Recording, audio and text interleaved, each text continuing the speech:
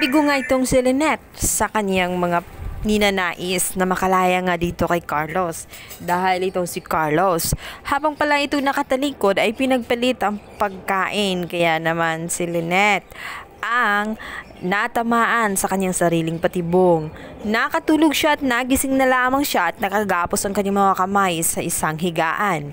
Galit na galit siya. Sinisigawan nga niya itong si Carlos na kahit anong gawin niya ay hindi na mababago ang lahat at kahit patayin pa daw siya ay sinisigurado niya na lalabas pa rin ang katotohanan kahit na magtago siya. Nitito nga si Carlos ay magkasalubong ang mga kilay at galit na galit dito kay Lynette. Sinabi niya nito na wala na siyang pag-asa at walang makakatagpo sa kanya, kung saan siya naroroon ay walang makakaalam. Kahit ang kanyang anak na si Harry ay hindi alam ang lugar na iyon. Sa kabilang banda, takasan nga ni Harry ang sumusunod sa kanya na sila Lyndon at Annalyn dahil naiinis siya dito nga kay Regan dahil ayaw siyang tantanan. At kalaunan, dito nga huminto nga itong si Harry sa may tindahan at may binili. Dito nga aksidente niyang malalaman ang kinaroroonan nga nila Carlos dahil na nga itong si Arman ay may kausap na ibang tao at dito nga naikwento niya na yung doktor nga daw at yung asawa niya na nababaliw nga daw at naawa siya sa kalagayan, si Doc Carlos Benitez. Kaya naman nagulat si Harry at agad siyang nangusisa at tinanong niya agad kung saan ang bahay na yun. Agad naman siyang tinuro nitong si Arma, nagpakilala rin siya na siya ay anak ni Carlos kaya huwag siyang matakot. Kaya naman itong si Harry ay dinala ni Arman sa bahay ni Carlos. At dito nga ay magugulat itong si Carlos kung paano siya natunto nitong si Harry. At habang nga nag-uusap sila, ay may maririnig itong si Harry na parang may bumagsak sa taas. Sa Lynette, alam niya kasi na may kausap si Carlos at may tao sa baba. Nais ditong maghingi ng sukslolo. Kaya naman nagtaka itong si Harry kung sino ba daw yung tao sa taas.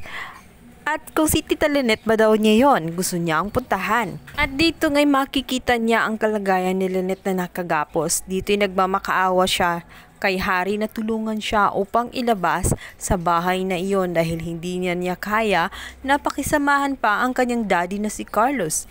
Dito ngay magmamakaawa itong si Lynette dito kay Harry na tulungan siya na makatakas roon sapagkat namimisikal na nga itong si Carlos at nahihibang na.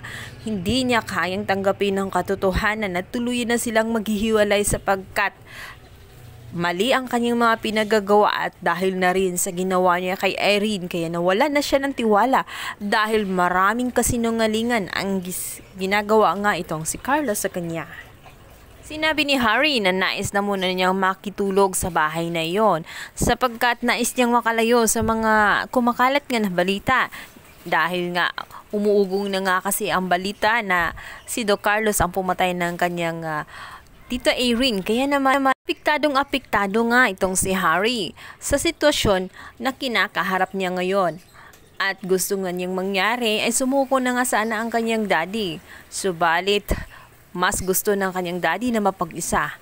Ayaw niyang harapin ang katotohanan na talagang guilty naman siya sa kanyang ginawa. Alam ni Harry na desperada ang kanyang ama at ayaw nitong mawalay kay Lynette. Kaya naman siya na nga ang gagawin ng paraan dahil nais nitong makatulong na rin kay Annalyn dahil lubha din itong naapektuhan, nag-aalala ng gusto. At lalo pa sa sinabi ni Arma na pinalabas ni Carlos na baliw itong si Lynette. Si Harry na kaya ang magiging tulay para tuluyan ng makalaya at makaalis sa kasamaan ni Carlos itong si Lynette.